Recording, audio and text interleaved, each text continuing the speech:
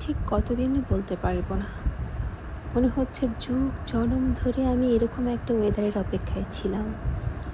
টানা বৃষ্টি হবে, আর বৃষ্টির এই শব্দে আমি ভেসে যাব আমার সেই ফেলে আসা সোনালি অতীতে।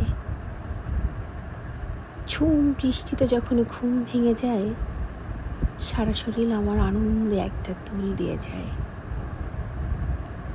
ছোটবেলাতে এরকম বৃষ্টি হলে জানিয়ে ছাদে দৌড় দিতাম। খিচুড়ির আয়োজন তো অবশ্যই থাকতো। কন্যার স্কুল বন্ধ আর ঝুম টানা বৃষ্টিতে আমরা মা মেয়ে ঘরে যত রকমের আয়োজন আছে করে নিচ্ছি। জীবন ছোট, জীবন সুন্দর, শুধুমাত্র তার উপলক্ষটা খুঁজে নিতে হয়।